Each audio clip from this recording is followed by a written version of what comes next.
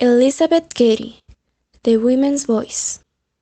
Elizabeth Cady, a woman who raised her voice for those who couldn't, for the injustice that women were suffering just for being fragile and with the eyes of men. She wasn't a child in a man's world. She knew her value.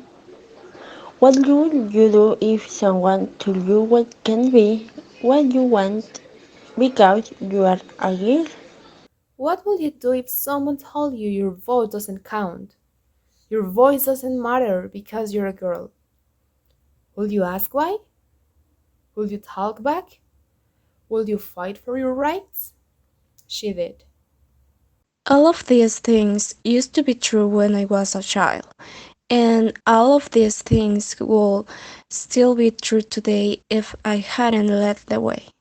I was only 4 years old when I heard for the first time from a woman that life was better for boys. Oh, what a pity it is. She's a girl, she said. How couldn't anyone look at a baby and feel sad? What was wrong with being a girl? Now I was 13 years old when my father, told a woman whose husband had died that the farm she spent her whole life working on would be taken from her. Without a husband, the law states nothing belongs to you. I was horrified by this unfairness. The law should be cut out of every book. Nothing will change. The law is still the law, and only us men are allowed to change laws. And was right there when I decided that I can do anything a boy can do. I jumped over high horses on horseback. I rode across a raging river.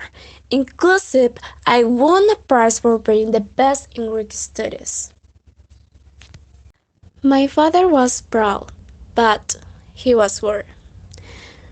I'm just worried that you, a girl, is breaking every social rule. You should have been a boy.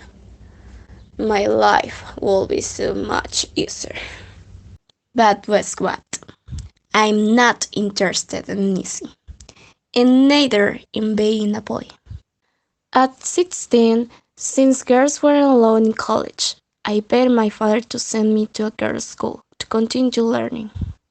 So, while most young ladies were getting married, washing dishes, doing laundry, and having babies, I was studying religion, math, science, French, and reading. But then everything changed. Several years later, I met Henry Staten. He was an abolitionist speaking out against slavery. He understood how unfair it was for people not to have rights or power. He didn't laugh at me when I talk about freedom. When I say all people should be able to live life the way they wanted.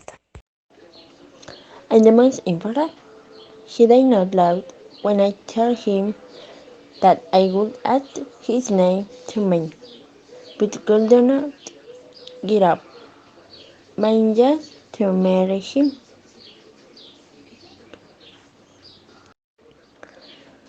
So I, Elizabeth Cady, became Elizabeth Cady Stenson.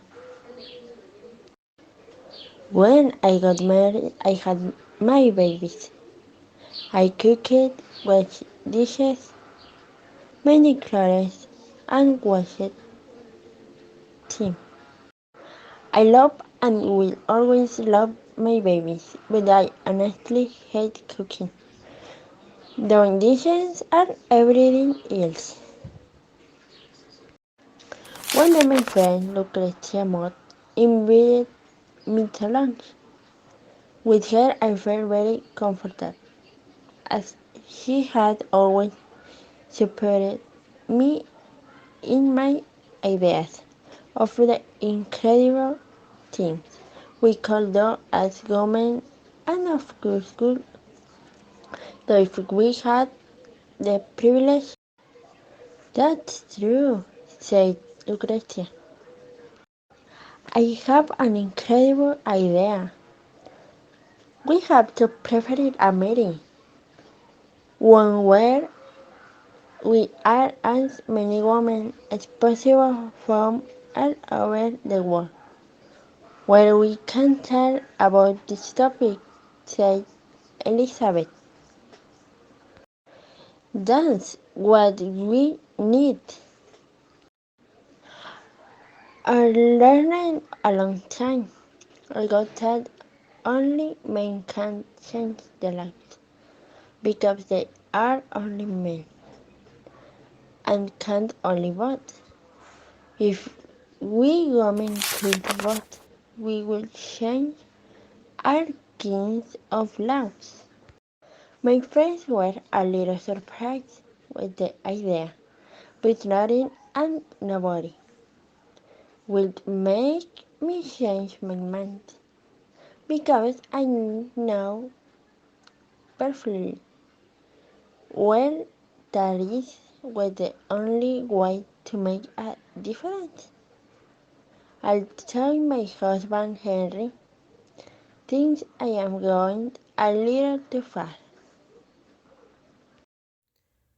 This idea is bold, dangerous, shocking, and very big, but it is something that must be done. No one's taught me to say, have it, we must. Use it, we will. We were preparing on July 19, 1848. I arrived at the meeting already established in that small church, and I could see hundreds of people. I took courage, and I said out loud and firmly what I had written in my hands, words of mine and some other women where we declare our rights and feelings about it, challenging the idea of independence declaration. All men are created equal. I finished and looked at all the faces that were present and waited for them to say something, but the whole room was in complete silence. But seconds later, it turned into a roar that became louder and louder, where I could hear people discussing whether or not women should vote. The news of the meeting spread like wildfire, incredibly fast, in all the newspapers across the country. The idea that we, women, should have the right to vote began to buzz in people's ears, from Maine to California. Many said I should be stopped for the nonsense that I was saying, but I wouldn't let it happen. I am a person, a woman, who does not give up and does not give in. I am an unstoppable person, ready to change things for the good of all of us. I change America forever.